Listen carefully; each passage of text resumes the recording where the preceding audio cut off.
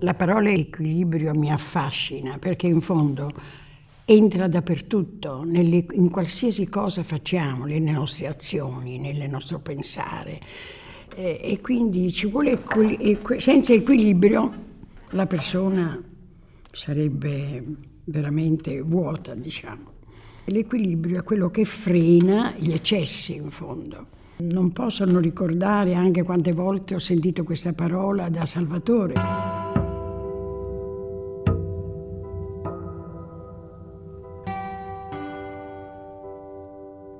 Quando io ho sposato Salvatore Ferragamo, lui aveva 42 anni e io ero giovanissima, ne avevo 18, per cui da lui ho imparato tanto. Salvatore è mancato dopo 20 anni del nostro matrimonio, ma io avevo già capito il suo lavoro, avevo capito i segreti del suo lavoro e quindi ho potuto trasmetterlo anche ai miei figli.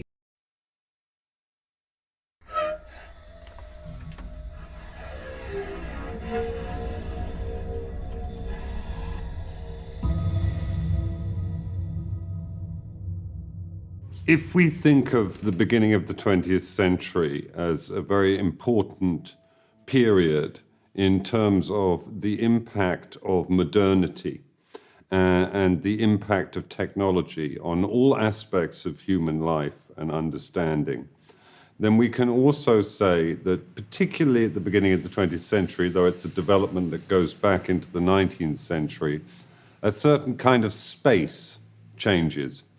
The way in which people move around the world changes very radically because of mechanized transport, and the way in which people perceive the space within which they move changes. So even in Western cities in the early 1900s, most people take most journeys by walking. They take them on foot.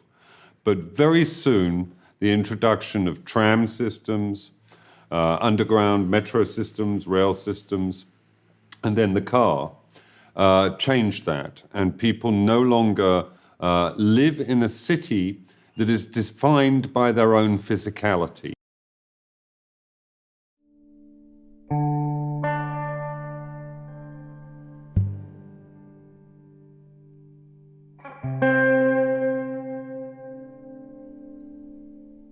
The interesting thing about the foot is that you could think it's an arch, which it is, and but it's the most complex body part, in my opinion.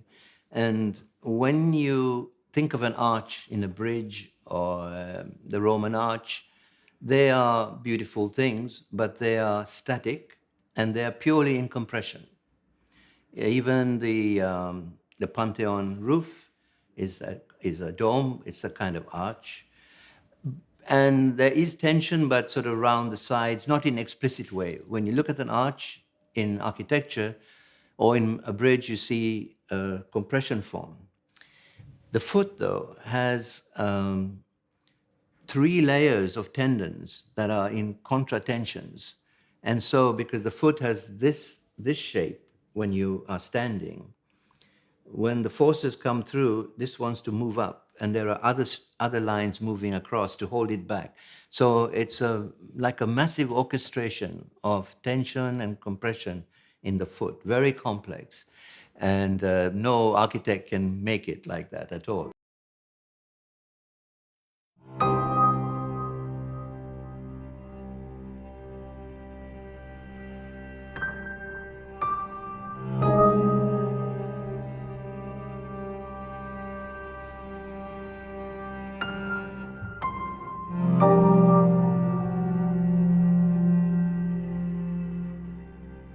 Per noi ballerine il rapporto con i piedi è fondamentale.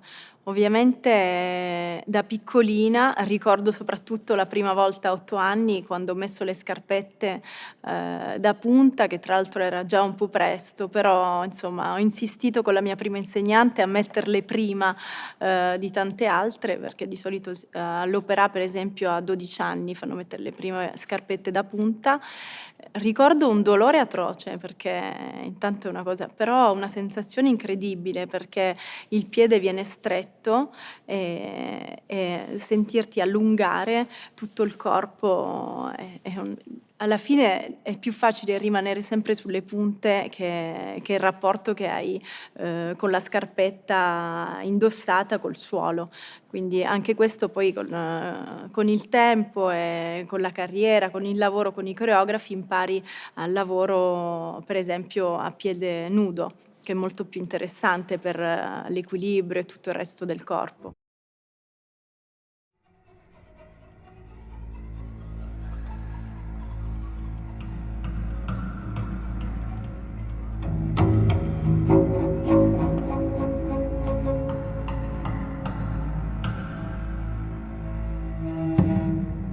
The wire walker creates the perfect balance, but at every step, the perfect balance have to be recreated. So it's a fight. It's a fight in motion. And if the wire walker is very talented and elegant, and a poet, I would say, then this fight is invisible. But it's a fight that you feel inside. So you have this perfect balance that people think is my world, but actually there is a turmoil, there is a fight, there is in my head a tempest of constantly fighting, regaining the balance. But you don't see that, you the audience. You see somebody in control and calm. And actually calm is very important to me.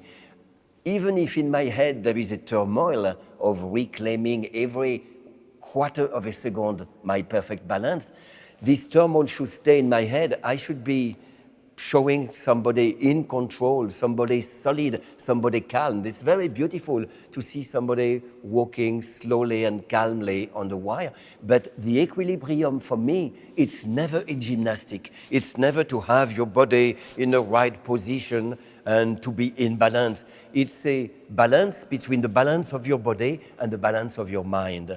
And again, I go back to the only way I can talk about the high wire is by mixing the technique and the poetry, the body and the soul. So that's what it is for me. The balance, if I were to define it, is a perfect communion between the body and the soul.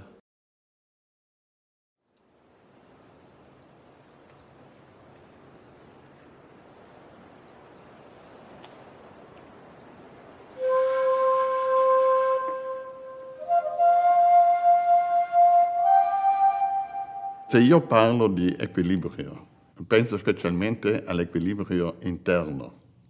E quello nasce o sta in piedi se uno fa quello che è, quello che esce da lui stesso. Se uno è capace di identificarsi con se stesso, è in equilibrio. Io personalmente, adesso parlando di robe pratiche, ho iniziato a scalare da bambino.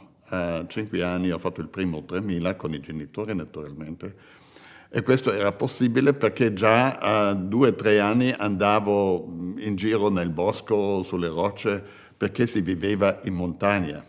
E l'equilibrio è nato perché c'era la necessità di non cadere, di non essere perso in qualche abisso.